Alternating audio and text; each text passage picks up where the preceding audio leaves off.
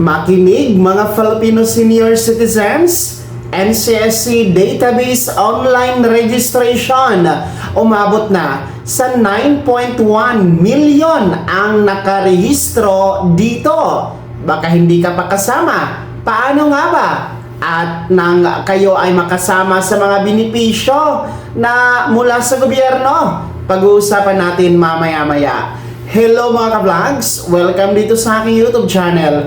Magandang araw po sa lahat ng mga manonood. Saan po kayong dako sa mundo? Kumusta kayo mga ka-vlogs? Eto, makinig kayo mga Filipino senior citizens dahil ang NCSC Database Online Registration nasa 9.1 million na po ang nakalista dito. Importante na makasama kayo sa database ng NCSC para mga benepisyo gaya ng pensyon at iba pa, no, mga cash gift ay mapapa sa inyo o makakasama kayo. Well, paano nga ba mag-register sa ngayon? Dahil kahit nasa 9.1 million na po ang nakarehistro, marami pa rin po ang hindi pa nakarehistro dito mga ka-vlogs, kasi tinatayang nasa 10 to 12 million po ang bilang ng mga senior citizens, no, ayon sa datos ng Philippine Statistics Authority or PSA.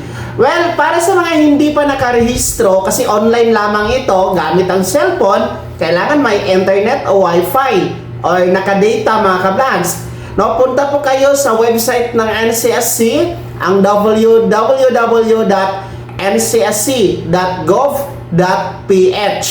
And gaya ng nasa screen nyo po, yan po ang portal ng NCSC.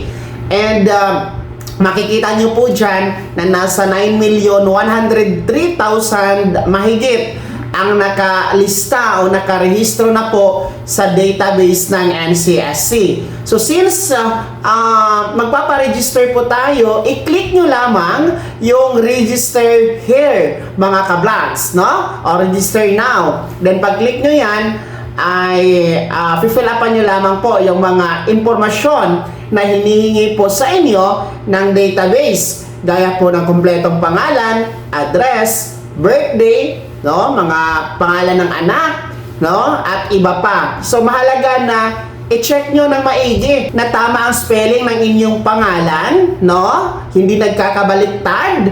Yung birthday nyo po, i-check nyo ng maigi. Yung address nyo po, no, nang sa ganon, kung mag-claim po tayo ng mga benepisyo, hindi po magkakaproblema dahil tama ang mga impormasyon na ating inilagay dyan mga ka-vlogs. Pagkatapos na pong fill upan, yan po ay magkakaroon ng successful registration at bibigyan po kayo ng RRN or Registration Reference Number na patunay na kayo ay nakalista na o nakarehistro na sa database ng NCSC.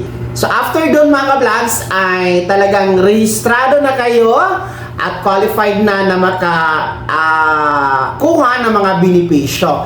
Well, ano ba ang mga benepisyo na para sa mga nakarehistro sa NCSC database? No, ang NCSC po ay hinahawakan na po nila ang budget at pamamahala dito sa mga cash gift. Una sa 100,000 pesos na centenarian cash gift.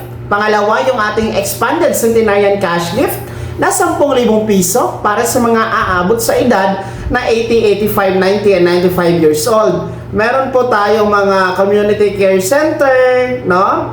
Yung ating Universal Social Pension Bill, kapag magiging batas, nako po, kailangan magrehistro kayo sa database ng NCSC para makasama dito. At iba pang mga benepisyong nakalaan para sa inyo. Madali kasi na ma-identify ni NCSC ang mga para sa inyo na mga benepisyo kapag nasa database ang inyong pangalan, mga lolo at lola. Para sa mga baguhang senior citizen o hindi pa alam kung ano itong NCSC, ito po ay National Commission of Senior Citizens na itinatagpo noong 2019 sa ilalim po ng Office of the President. Kaya pinakabago ito na ahensya ng gobyerno na ang layunin ay mamamahala sa lahat ng mga benepisyo, programa at serbisyo para sa lahat ng mga senior citizens, kung saan mula sa DSWD, ililipat na po ito sa NCSC mga ka-vlogs.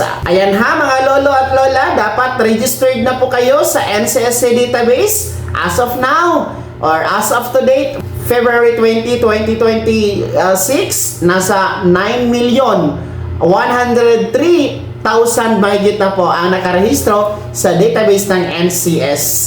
Kaya naman, sino sa inyo dito ang hindi pa nakarehistro? At sino sa inyo dito ang tapos na? Ibahagi niyo po sa comment section na nasa baba. Pakilakip ng buong pangalan at kung taga saan kayo. Kung bago ka pa lang sa aking channel, o di kaya di ka pa nakasubscribe, i-click niyo muna ang subscribe button na nasa baba. Huwag kalimutan na pindutin ang notification bell, ilagay sa all para una ka sa mga balitang i-upload ko. Maraming salamat po. God bless. Mag-ingat po mga ka-vlogs.